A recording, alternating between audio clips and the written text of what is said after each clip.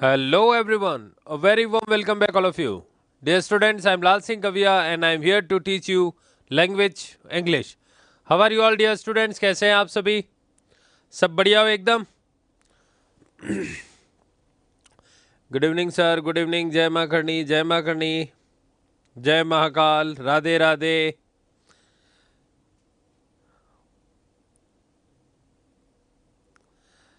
कैसे हो भाई आप सब लोग? सब बढ़िया हो एकदम? चलिए स्टार्ट करते हैं हम आज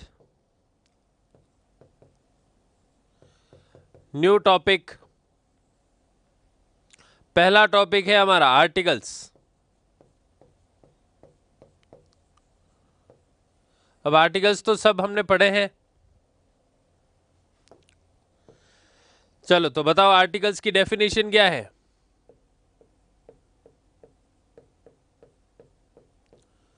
डेफिनेशन ऑफ आर्टिकल्स।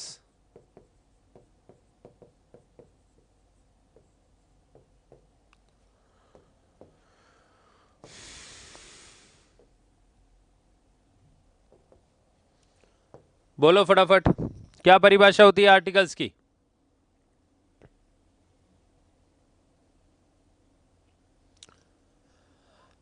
तो articles are the words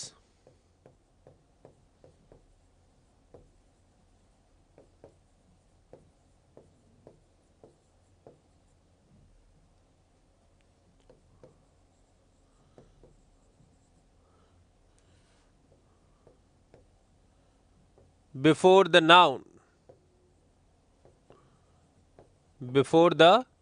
noun, and make that noun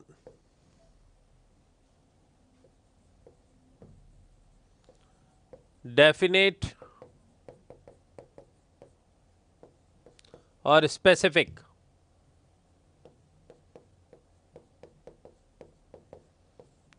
or we can say indefinite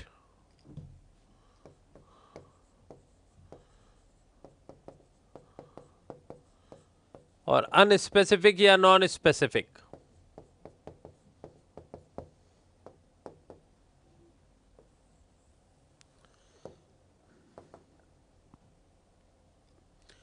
तो डेफिनेट का मतलब होता है निश्चित, या स्पेसिफिक का भी मतलब होता है निश्चित, और डेफिनेट इनडेफिनेट का मतलब इनडेफिनेट और नॉन स्पेसिफिक का मतलब होता है अनिश्चित। तो आर्टिकल्स वे शब्द होते हैं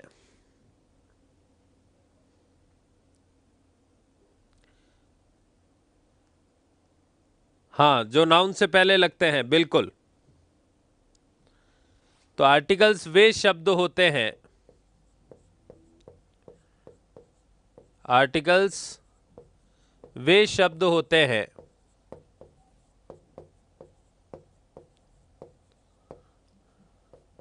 जो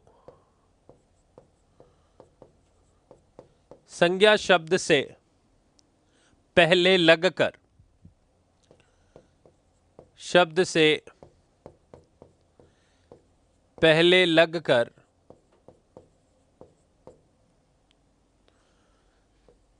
अपने बाद आने वाली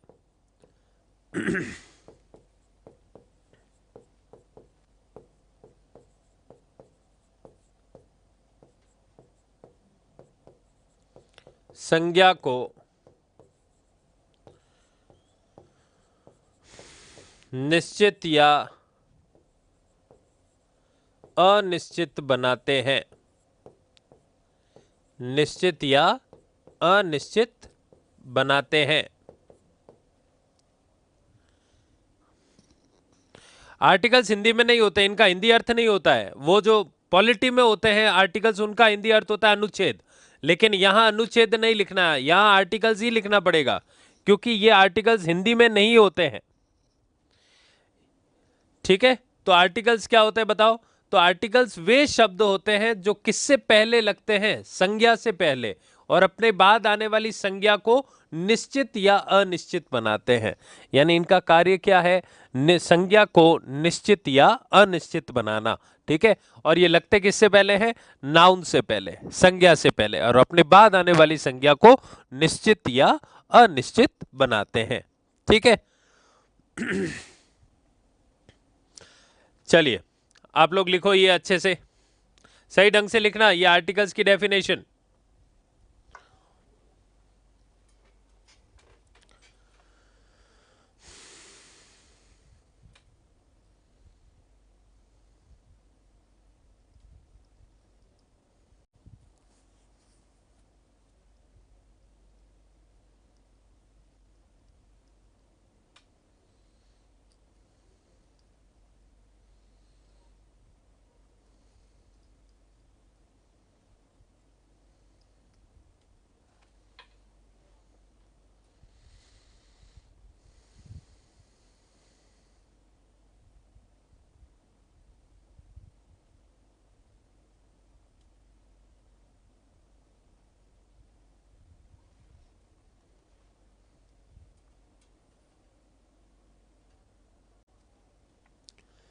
लिख लिया सबने?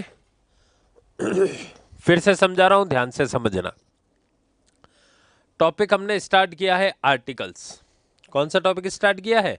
आर्टिकल्स। ठीक है, आर्टिकल्स क्या होते हैं? तो ये जो इंग्लिश वाले आर्टिकल्स है ना, ए एंड द, ये सिर्फ इंग्लिश में होते हैं, हिंदी में नहीं होते हैं, इसलिए इसको हिंदी में कुछ नहीं कहा जाता। आर्टिकल्स को हिंदी में अनुच्छेद कहते हैं, वो पॉलिटिकल जो सब्जेक्ट है उसमें कहा जाता है, पॉलिटिकल साइंस में। ठीक है, यहां जो है वो आर्टिकल्स आर्टिकल्स ही रहेगा। तो आर्टिकल्स वे शब्द होते हैं जो किसी संज्ञा शब्द से पहले लगकर, यानी ये लगते किससे पहले हैं? संज्ञा से पहले। और इनका कार्य क्या है? तो इनका कार्य है अपने बाद आने वाली संज्ञा को निश्चित या अनिश्चित बनाना। ठीक है,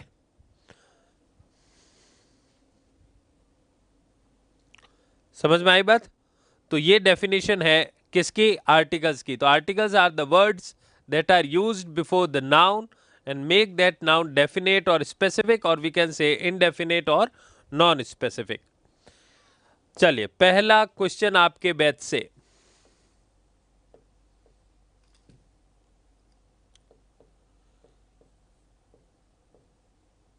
how many types of articles are there?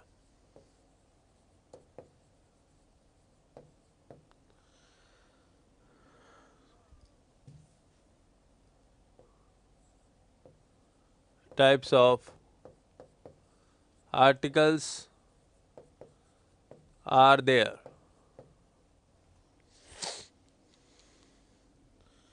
How many types of articles are there? नहीं, 3 नहीं है, कितने टाइप्स के हैं? 2 टाइप्स के आर्टिकल्स होते हैं। There are 2 types of articles। Types of articles।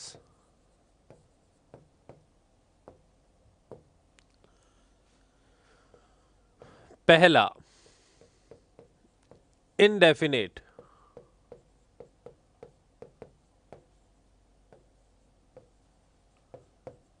Articles, और दूसरे होते हैं डेफिनेट आर्टिकल।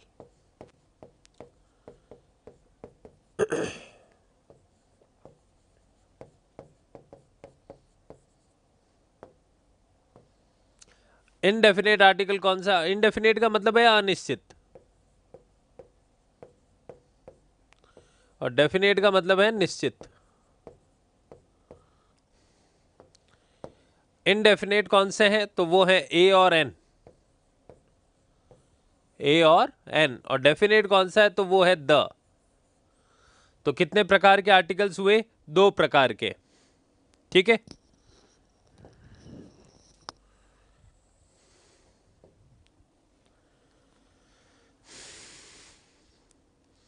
हम आर्टिकल्स पढ़ रहे हैं, आर्टिकल्स। तो अब ध्यान देना, कितने प्रकार के आर्टिकल्स हैं? तो 2 प्रकार के आर्टिकल्स हैं। There are 2 types of articles. कौन कौन से? तो इनडेफिनेट और डेफिनेट। इनडेफिनेट कौन से हैं? तो वो ए और एन। डेफिनेट कौन से हैं? तो द। और जहां इन दोनों ही आर्टिकल्स का यूज ना हो,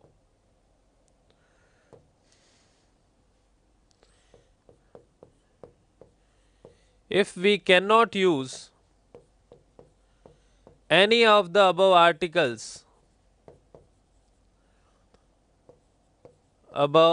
articles before a noun,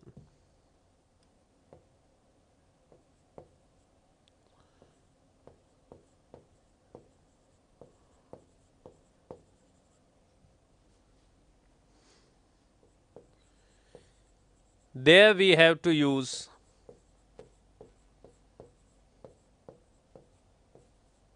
zero article.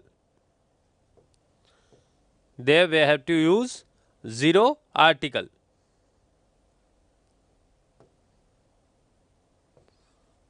Zero article कह लो, ठीक है, या आप इसी को बोल सकते हो नो यूज ऑफ आर्टिकल्स,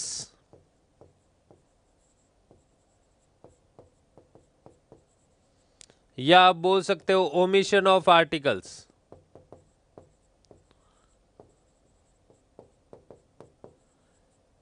और इन तीनों का जो साइन रहता है वो रहता है क्रॉस। क्या रहता है? क्रॉस। यानी जीरो आर्टिकल को हम क्या कहते हैं? क्रॉस। जीरो आर्टिकल को क्या बोला जाता है? क्रॉस। तो if we can't use any of the above articles, यदि किसी संज्ञा से पहले किसी भी आर्टिकल का यूज ना किया जा सके इनमें से, ना तो डेफिनेट और ना ही इनडेफिनेट, ना ए ना एन ना द, तो इस स्थिति में क्या किया जाए? यदि रिक्त स्थान दिया गया हो किसी संज्ञा से पहले, तो वहां हमारे पास जो ऑप्शन है वो है जीरो आर्टिकल का। जीरो आर्टिकल कह लो, या नो यूज ऑफ आर्टिकल्स कह लो, या ओमिशन ऑफ आर्टिकल्स कह लो, ठीक है। और इनका जो साइन होता है वो कौन सा होता है? क्रॉस। क्या होता है? क्रॉस, ठीक है। तो कितने प्रकार के आर्टिकल्स हैं? दो प्रकार के आर्टिकल्स हैं। कौन कौन से हैं? तो वो है इनडेफिनेट और डेफिनेट, अनिश्चित और निश्चित। और यदि हम इन दोनों ही आर्टिकल्स में से किसी भी आर्टिकल का यूज ना कर सके किसी संज्ञा से पहले, तो वहां दिए गए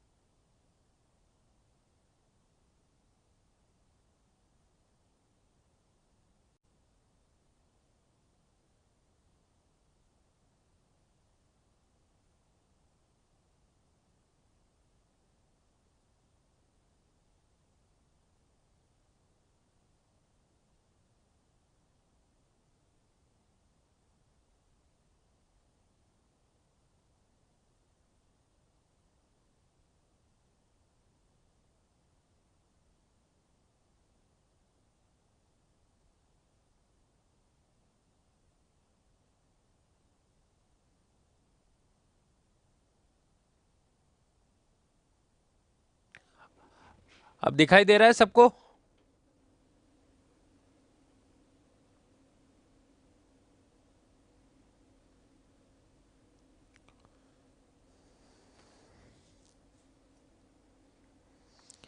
दिखाई दे रहा है ना? बोलूं मैं वापस? मैं रिपीट करता हूं जो कुछ भी मैंने अभी तक पढ़ाया है। चलो ठीक है, अब मैसेज करना छोड़ो और जो मैं समझा रहा हूं उसको समझो ध्यान से। हमने अभी जो टॉपिक स्टार्ट किया वो कौन सा टॉपिक है? आर्टिकल्स। कल मैंने सिलेबस आपको बताया था, उसमें सबसे पहला टॉपिक हम स्टार्ट करेंगे आर्टिकल्स। ठीक है, चलो आगे बढ़ते हैं। डेफिनेशन यानी परिभाषा। परिभाषा किसकी परिभाषा? आर्टिकल्स की परिभाषा। ठीक है, क्या होती है? तो देखो, हिंदी में कहें तो आर्टिकल्स वे शब्द होते हैं जो संज्ञा शब्द से पहले लगकर, किससे पहले लगकर? संज्ञा शब्द से पहले लगकर अपने बाद आने वाली संज्ञा को निश्चित या अनिश्चित बनाते हैं। अरे तो यही तो है परिभाषा हिंदी में, और कितनी हिंदी में लिखवाऊंगा मनीष? पागल हो गए हो क्या? और क्या हिंदी में लिखोगे? इतना हिंदी में नहीं लिखना है अपने को, फिर भी मैं लिखवा तो रहा हूं ना। समझो बात को, जितना ज्यादा हिंदी में लिखोगे उतने ही पीछे होते जाओगे, क्योंकि एग्जाम में क्वेश्चन इंग्लिश में मिलेगा। तो articles are the words that are used before the noun and make that noun definite या स्पेसिफिक और इनडेफिनेट और नॉन स्पेसिफिक। ठीक है, तो आर्टिकल्स वे शब्द होते हैं जो संज्ञा शब्द से पहले लगकर अपने बाद आने वाली संज्ञा को निश्चित या अनिश्चित बनाते हैं। ठीक है, अब कितने प्रकार के आर्टिकल्स होते हैं? तो दो प्रकार के आर्टिकल्स होते हैं। कौन कौन से? डेफिनेट और इनडेफिनेट। अब इनडेफिनेट कौन कौन से? तो ए और एन। डेफिनेट कौन सा है? तो द। अब इनडेफिनेट आर्टिकल का क्या काम होता है? तो वो अपने बाद आने वाली संज्ञा को अनिश्चित बनाते हैं। फिर से सुनिएगा, इनडेफिनेट आर्टिकल का काम जो होता है वो ये होता है कि वो अपने बाद आने वाली संज्ञा को क्या बनाते हैं?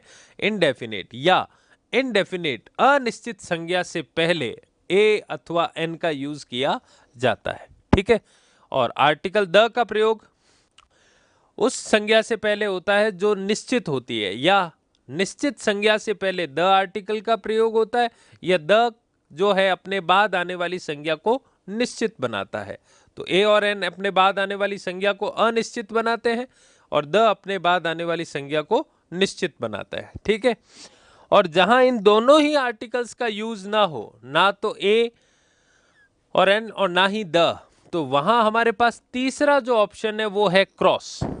कौन सा है? क्रॉस। क्रॉस तब आता है जब किसी संज्ञा से पहले ना तो ए का प्रयोग कर सके, ना एन का प्रयोग कर सके, न द का प्रयोग कर सके। तो अब रिक्त स्थान में कुछ तो भरना ही पड़ेगा, तो वहां क्या भरेंगे? तो वहां हम भरेंगे क्रॉस, यानी no use of article, zero article. जैसे देखो, क्वेश्चन आ गया, सपोज करो क्वेश्चन कैसे आता है एग्जाम में, ध्यान देना।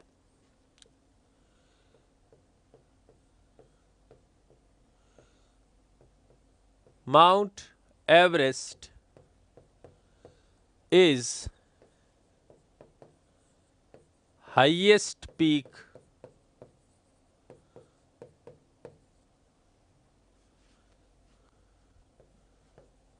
वर्ल्ड। ये क्वेश्चन आया, ध्यान से समझना। अब 3 ब्लैंक आ गए आपके पास में। ठीक है, पहले वाले ब्लैंक में आपको लगाना है ए, एन, द और क्रॉस में से। इसमें भी आपको लगाना है ए, एन, द और क्रॉस में से, और इसमें भी आपको लगाना है ए, एन, द, क्रॉस में से। तो कितने ऑप्शन हो गए? 4 ऑप्शन हो गए। ठीक है, ये तो मैं एक बता रहा हूं, पैटर्न बता रहा हूं आपको कि किस तरह से एग्जाम में क्वेश्चन आता है। अब यहां पर किसका यूज होगा बोलो?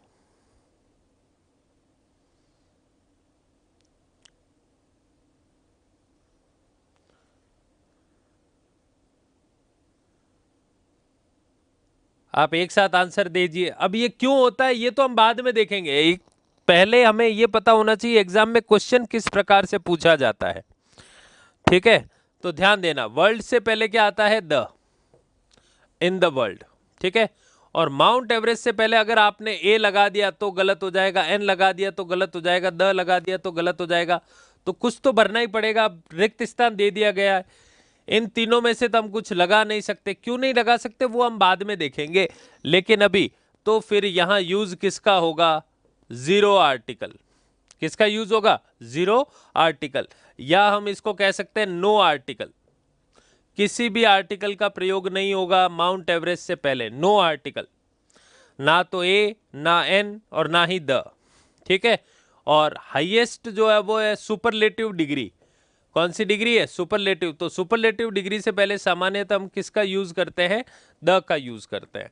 तो कहने का मतलब ये है कि जब सेंटेंस में आ गया है ये नाउन, माउंट एवरेस्ट क्या है? नाउन है। अब अगर आपने इसमें ए लगा दिया तो भी क्या हो जाएगा? गलत। एन लगा दिया तो भी क्या हो जाएगा? गलत। द लगा दिया तो भी क्या हो जाएगा? गलत। अब तीनों में से कुछ नहीं आएगा, लेकिन यहां तो अब क्वेश्चन ने दे दिया गया और रिक्त स्थान दे दिया गया, तो कुछ तो भरना ही पड़ेगा ना। तो फिर यहां ऐसी स्थिति में हमें क्या है? चौथा ऑप्शन हमारे पास अवेलेबल है, और वो है जीरो आर्टिकल। क्या बोला जाता है इसको? जीरो आर्टिकल, या हम इसको बोल सकते हैं नो आर्टिकल, या हम इसको बोल सकते हैं क्रॉस। तो आप क्रॉस लगा दीजिए। क्रॉस लगा दिया है, इसका मतलब इसमें किसी भी आर्टिकल का यूज नहीं होगा, ना तो ए, ना द, ना एन। तो अब बात समझ में आ गई आपको एग्जाम में कैसे क्वेश्चन आएगा? हाँ, इनके नियम आएंगे वो हम पढ़ेंगे। अब ये माउंट एवरेस्ट से पहले क्रॉस क्यों आया ये हम बाद में देखेंगे। पहले मैं आपको ये बताना चाहता हूं कि एग्जाम में किस तरीके से क्वेश्चन आता है, और जब ऐसी स्थिति हो कि ना तो ए लगा सके, ना एन लगा सके, ना द लगा सके, तो फिर लगाएं क्या? तो वहां चौथा ऑप्शन हमारे पास है जीरो आर्टिकल। बताओ सबको समझ में आ गई ना ये बात, या नहीं आई? सबको ये बात समझ में आ गई? चलो फटाफट लिख लो इसको, ये पता चल जाएगा क्वेश्चन कैसे आता है।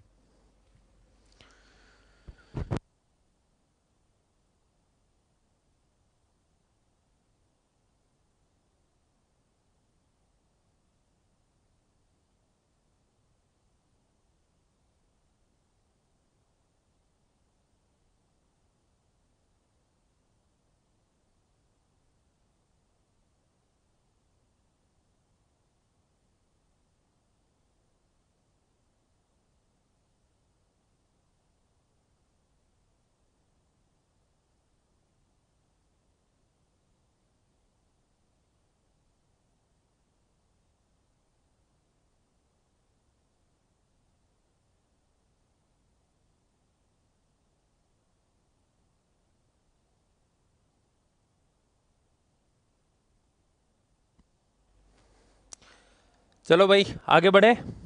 ठीक है। अब देखो ये जो आर्टिकल्स हैं ये लगते किससे पहले हैं? नाउन से पहले। किससे पहले लगते हैं? नाउन से पहले। तो थोड़ा हमें नाउन की जानकारी लेनी पड़ेगी। किसकी जानकारी लेनी पड़ेगी? नाउन की जानकारी लेनी पड़ेगी। तो आज हम थोड़ा सा देखेंगे किसको? नाउन को। किसको देखेंगे? नाउन को देखेंगे। नाउन को देखना पड़ेगा, ठीक है? क्यों? क्योंकि क्वेश्चन नाउन में से नहीं आएगा, लेकिन आर्टिकल्स जो हैं वो लगते हैं नाउन से पहले। तो थोड़ा बहुत हमें नाउन को देखना पड़ेगा। ज्यादा डीप में नहीं जाएंगे, लेकिन हमें थोड़ा बहुत ज्ञान लेना पड़ेगा नाउन का, ठीक है? हाँ भाई, नाउन को हिंदी में कहा जाता है संज्ञा। अब संज्ञा की परिभाषा क्या होती है बोलो भाई?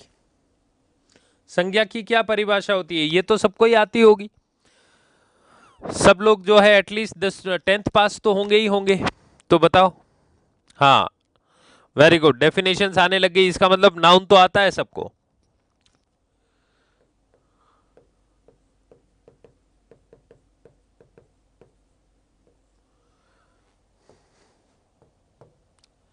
तो इसकी जो परिभाषा है वो है noun is a naming word. Noun is a naming word. किसी भी चीज का नाम क्या है? नाउन है। यानी हम आसपास हम चारों ओर से किससे घिरे हैं? नाउन से। Fan, AC, wall, pen, chair, table, panel, ये सब क्या है? मैं खुद भी क्या हूं? नाउन हूं, ठीक है। हाँ, किसी व्यक्ति, वस्तु, स्थान, जानवर या फीलिंग के नाम को क्या कहा जाता है? संज्ञा कहा जाता है, नाउन कहा जाता है। या हम दूसरे शब्दों में जो हम बचपन से पढ़ते आए हैं, noun is a name of person, place, animal, thing और एन आइडिया। आइडिया या फीलिंग, किसी भाव के नाम को, विचार के नाम को क्या कहा जाता है? संज्ञा कहा जाता है। एनिमल, थिंग और आइडिया या फीलिंग। तो किसी संज्ञा, तो संज्ञा की परिभाषा तो आती है ना, इसकी तो हिंदी में लिखने की जरूरत नहीं है ना, बोलो जल्दी से। और नहीं तो फिर लिख लो आप, मैं डिक्टेट करवा देता हूं। किसी व्यक्ति, वस्तु, स्थान, जानवर या विचार के नाम को या भाव के नाम को संज्ञा कहा जाता है। अब देखो, how many types of nouns are there? Noun कितने प्रकार के होते हैं बताओ? संज्ञा कितने प्रकार की होती है? बोलो जल्दी से।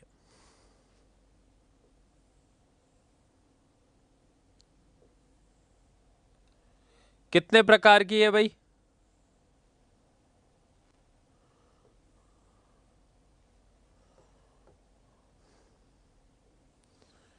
संज्ञा कितने प्रकार की है? ये तो बचपन से पढ़ते आ रहे हो, अब इसमें तो क्या शर्म कर रहे हो बोलने में?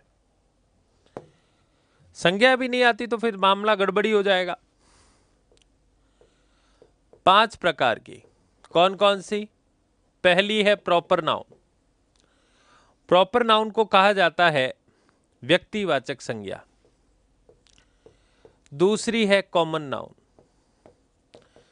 जातिवाचक संज्ञा। तीसरी है कलेक्टिव नाउन, समूहवाचक संज्ञा। कलेक्टिव का मतलब समूहवाचक संज्ञा, ठीक है।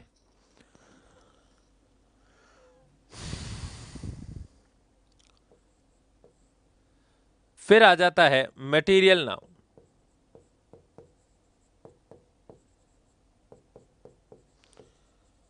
द्रव्यवाचक संज्ञा या पदार्थवाचक संज्ञा, ठीक है। और फिर आ जाता है एब्स्ट्रैक्ट नाउन।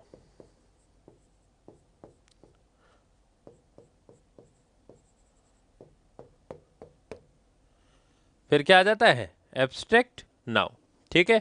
ये 5 प्रकार के हैं। अब देखो, इनमें से पहले वाले को, प्रॉपर नाउन को प्रॉपर नाउन ही रखा। बाद में जब क्लासिफिकेशन हुआ तो प्रॉपर नाउन को प्रॉपर नाउन ही रखा, ठीक है। उसके बाद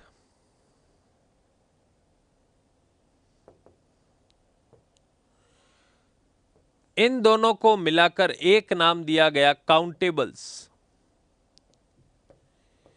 क्या नाम दिया गया? काउंटेबल्स। काउंटेबल्स का मतलब है जिसको गिना जा सके, और जिसको गिना जा सके इन दोनों को, किसको? बी और सी को, कॉमन और कलेक्टिव को मिलाकर क्या नाम दिया गया? काउंटेबल्स। काउंटेबल्स का मतलब होता है जिसको गिना जा सके। जिसको गिना जा सके उसके 2 रूप होते हैं, ठीक है। तो वो होता है सिंगुलर काउंटेबल नाउन,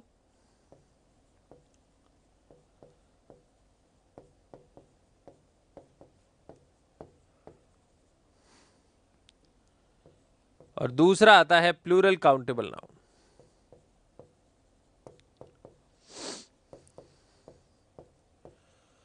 जब संज्ञा एक वचन की संज्ञा हो और जब बहुवचन की संज्ञा हो। एक वचन की संज्ञा और बहुवचन की संज्ञा। फिर बात आती है मटीरियल और एब्स्ट्रैक्ट। इनको बोला जाता है अनकाउंटेबल नाउन,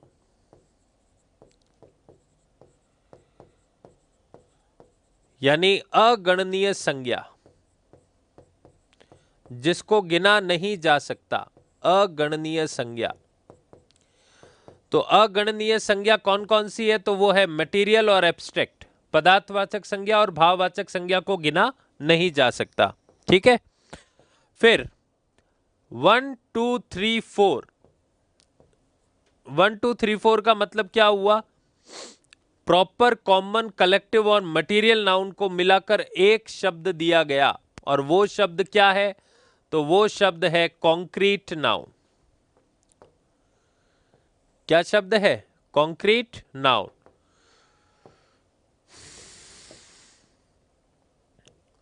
पांचवे को सिर्फ क्या, एब्स्ट्रैक्ट को एब्स्ट्रैक्ट ही रखा, एब्स्ट्रैक्ट नाउन।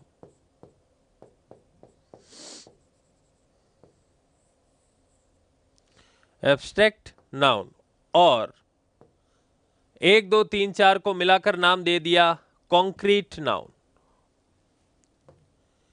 क्या नाम दिया गया? Concrete noun.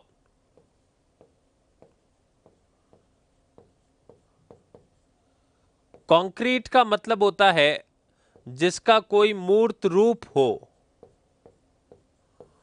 कॉन्क्रीट का मतलब क्या होता है? जिसका कोई मूर्त रूप हो। और एब्स्ट्रैक्ट का मतलब होता है अमूर्त। क्या होता है? अमूर्त। तो ये दोनों एक दूसरे के क्या हो गए? अपोजिट हो गए। क्या हो गए? अपोजिट हो गए। ठीक है, तो आज अगर देखा जाए तो एडवांस इंग्लिश में संज्ञा के दो ही भेद हैं। कौन कौन सा? कॉन्क्रीट और एब्स्ट्रैक्ट। अगर मैंने कॉन्क्रीट बोल दिया, इसका मतलब मैंने किस किस को बोल दिया? प्रॉपर, कॉमन, कलेक्टिव और मटेरियल। जैसे देखो, इसको समझो, कितने नाउन है? 5 नाउन है। कौन कौन से? प्रॉपर नाउन यानी व्यक्तिवाचक संज्ञा, दूसरा है कॉमन नाउन, जातिवाचक संज्ञा, तीसरा है कलेक्टिव नाउन, समूहवाचक संज्ञा, और चौथा है मटेरियल नाउन। ठीक है, अब इन चारों को मिलाकर अगर मैं एक नाम दे दूं तो वो क्या नाम आता है? कॉन्क्रीट नाउन आता है। अब इन चारों को अलग से बोलने की आवश्यकता नहीं। आप अगर बोल दोगे कॉन्क्रीट नाउन तो इसका मतलब सामने वाला समझ जाएगा कि बात हो रही है या तो प्रॉपर नाउन होगा, या कॉमन होगा, या कलेक्टिव होगा, या मटेरियल होगा। जैसे देखो, अगर मैं गर्ल बोलूं तो मुझे अलग से बॉय बोलना है, बॉय बोलूं तो मुझे अलग से गर्ल बोलना है। लेकिन अगर मैं बोल दूं स्टूडेंट तो उसमें वो गर्ल भी हो सकती है और वो बॉय भी हो सकता है। ठीक है, तो वही काम मैंने यहां पर किया है। अगर मैं प्रॉपर बोलूं, व्यक्तिवाचक संज्ञा बोलूं तो मुझे जातिवाचक अलग से बोलना है, जातिवाचक बोलूं तो समूहवाचक अलग से बोलना है, समूहवाचक बोलूं तो पदार्थवाचक अलग से बोलना है। लेकिन अगर मैं बोल दूं कॉन्क्रीट नाउन तो वो सामने वाला समझ जाएगा कि या तो वो प्रॉपर नाउन है, या वो कॉमन है, या कलेक्टिव है, या फिर मटेरियल है। मूर्त का मतलब होता है जिसका कोई साकार रूप हो, और अमूर्त का मतलब है जिसका कोई रूप ना हो, जिसको हम छू ना सके, उसका कोई साकार रूप ना हो, निराकार। ठीक है, तो अब बताओ, ये वाला पॉइंट समझ में आया आपको या नहीं आया? एब्स्ट्रैक्ट को एब्स्ट्रैक्ट ही रखा, और 1 2 3 4 को मिलाकर, प्रॉपर, कॉमन, कलेक्टिव, मटेरियल को मिलाकर क्या नाम दे दिया? कॉन्क्रीट नाउन, अमूर्त। ठीक है, तो ये लिखिए आप लोग पहले।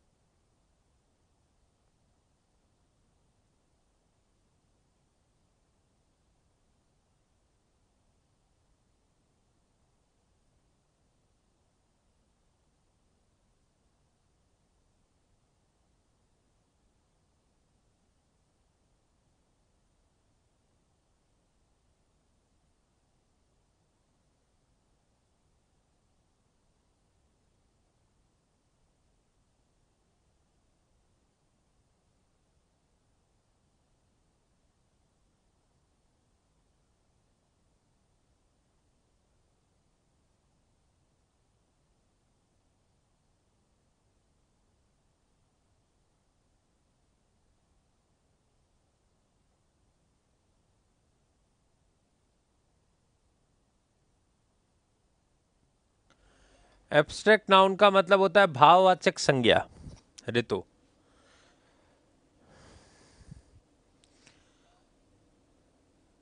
देखो महेश, ये तो मुझे इंग्लिश में ही लिखना पड़ेगा, हिंदी में मैं बोल रहा हूं आपको, जो भी आप पूछोगे मैं हिंदी बता दूंगा, हिंदी लिख नहीं सकते यहां पर। समझो बात को, ये अंग्रेजी की क्लास चल रही है, इंग्लिश की क्लास चल रही है।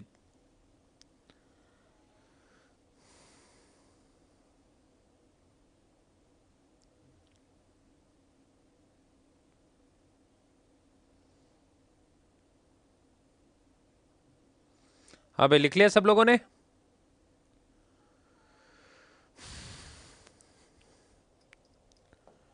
चलिए अब देखो,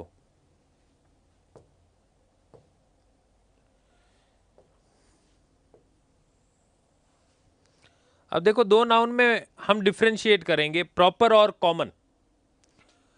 प्रॉपर और कॉमन, ठीक है, यानी व्यक्तिवाचक संज्ञा और व्यक्तिवाचक संज्ञा और जातिवाचक संज्ञा। अब मुझे ये बताइए, अगर मैं लिखना चाहूं बॉय, तो ये किस संज्ञा में आएगा? और अगर मैं लिखना चाहूं अविनाश, या मैंने लिख दिया दिविज, तो मुझे ये बताओ ये दोनों किस में आएंगे? क्या दोनों सेम नाउन है? क्या ये दोनों सेम नाउन है? नहीं। तो यहां पर अगर हम कहें तो ये जो नाउन है, ये कौन सा नाउन है? कॉमन नाउन है, जातिवाचक संज्ञा। ये कौन सा नाउन है? कॉमन नाउन, यानी जातिवाचक संज्ञा, जो पूरी जाति को दर्शाए, जो पूरी जाति को दर्शाए वो कहलाता है जातिवाचक संज्ञा। और ये है प्रॉपर नाउन, यानी व्यक्तिवाचक संज्ञा। कौन सी संज्ञा है? व्यक्तिवाचक संज्ञा, यानी जो किसी पर्टिकुलर व्यक्ति के नाम को दर्शाए, व्यक्तिवाचक। जैसे अगर मैं लिखूं it is a name of a particular person, it is a particular name of a person, of a person, place, animal और थिंग।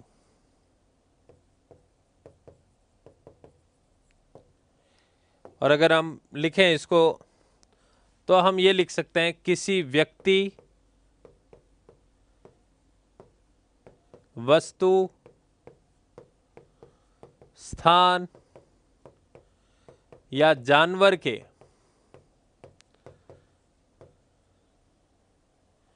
निश्चित नाम को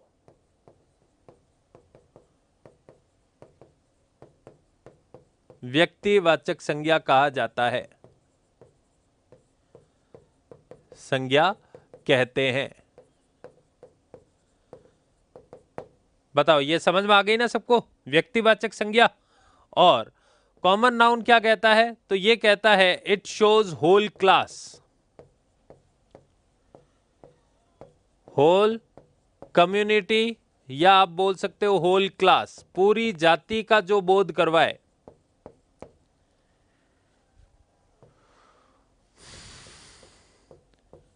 पूरी जाति का बोध हो, उसे जातिवाचक संज्ञा कहा जाता है, संज्ञा कहते हैं।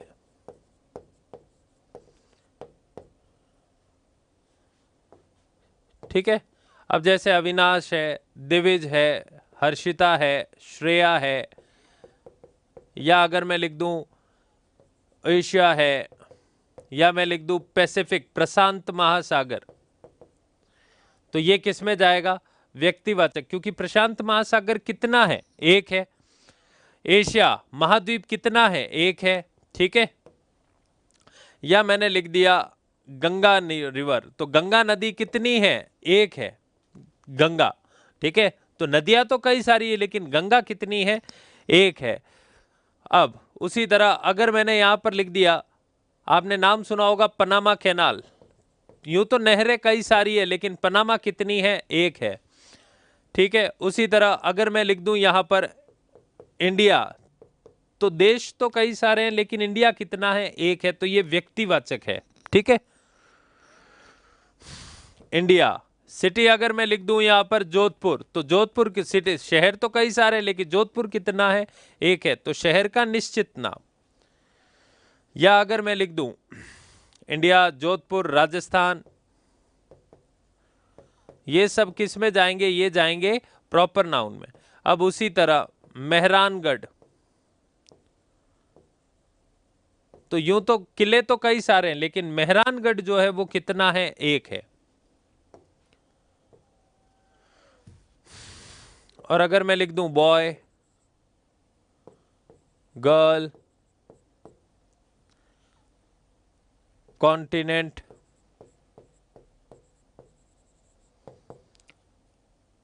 ओशन, महासागर, ओशन का मतलब होता है महासागर, रिवर, नदी, कैनल, नहर,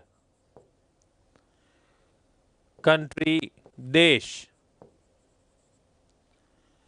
स्टेट, राज्य, सिटी, शहर,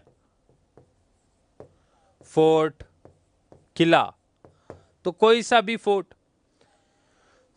तो ये सब जो हैं, ये दोनों में हमने डिफरेंशिएट कर लिया, प्रॉपर नाउन और कॉमन नाउन। प्रॉपर नाउन किसे कहा जाता है? यानी व्यक्तिवाचक संज्ञा। तो it is a particular name of a person, place, animal और थिंग। किसी व्यक्ति, वस्तु, स्थान या जानवर के निश्चित नाम को व्यक्तिवाचक संज्ञा कहा जाता है, और पूरी जाति का बोध हो उसे जातिवाचक संज्ञा कहते हैं। चलो लिख लो।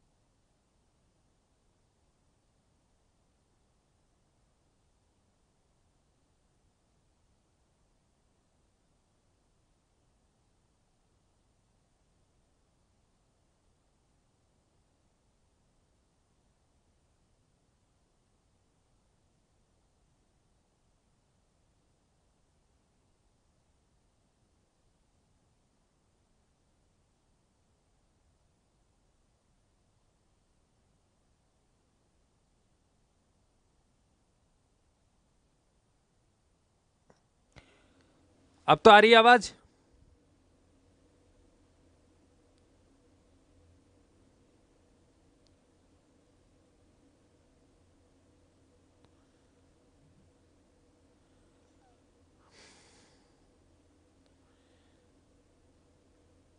आ रही है ना? हाँ, तो अब मुझे ये बताओ, ये 4 सेंटेंस है। कितने सेंटेंस है? 4 सेंटेंस है, ठीक है।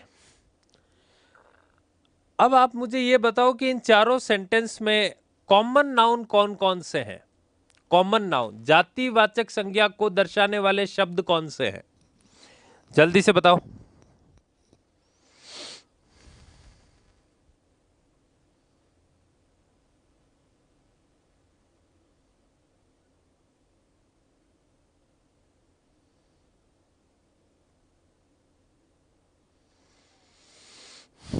जातिवाचक संज्ञा, मैं बार बार बोल रहा हूं, जातिवाचक संज्ञा कॉमन नाउन को दर्शाने वाले शब्द कौन से हैं? तो देखो, पहले वाले में गर्ल जो है ये कॉमन नाउन है, लायन क्या है? कॉमन नाउन है। बिल्डिंग क्या है? कॉमन नाउन है। रिवर क्या है? Common noun. ये सारे के सारे क्या है? कॉमन नाउन है। तो पहचान लोगे ना आप कॉमन नाउन कौन कौन से हैं? ठीक है, वेरी गुड, शाबाश। और अगर मैं कहूं कि प्रॉपर नाउन कौन से हैं, तो देखो ये सारे के सारे क्या है? प्रॉपर नाउन है। अब चाहे आप किसी पालतू जानवर का नाम रख दो, या किसी जंगली जानवर का नाम रख दो, चाहे किसी बिल्डिंग का नाम रख दो, चाहे किसी इंसान का नाम रख दो, लड़के का रख दो, लड़की का रख दो, अगर उसका कोई निश्चित नाम है, जिस नाम से वो जाना जाता है, तो वो प्रॉपर नाउन में आ जाता है, ठीक है। तो शिवानी, स्कार, कौशल्या टावर और गंगा, ये क्या है? नदी का नाम है। तो ये सारे के सारे क्या है? प्रॉपर नाउन है। वेरी गुड, शाबाश, सभी का आंसर सही आ रहा है। इसका मतलब समझ में आ रहा है सबको?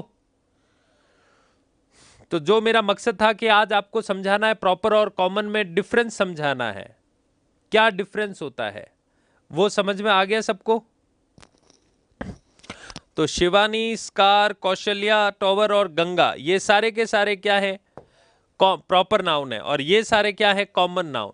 अब मुझे बताओ इनमें आर्टिकल्स कौन से हैं? तो पहले वाले में एन, दूसरे में ए, तीसरे में ए, चौथे में ए। तो ये सारे क्या है? आर्टिकल्स हैं। ये सारे क्या हैं? आर्टिकल्स हैं, शाबाश। फिर अब मुझे ये बताओ, इज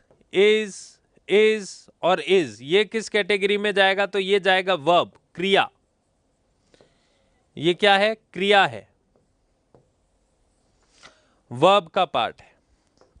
वेरी गुड, सभी को समझ में आ रहा है। अब मुझे बताओ, इंटेलिजेंट, फियर्स, टॉल और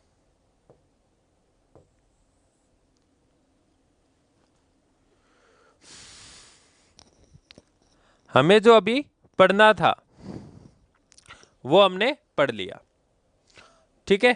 तो आई होप कि आप सभी को बहुत ही अच्छे समझ में आ गया होगा आज जो हमने पढ़ा प्रॉपर नाउन और कॉमन नाउन में डिफरेंस। तो फिर मिलते हैं नेक्स्ट क्लास में। Till then, take care, stay safe, thank you very much.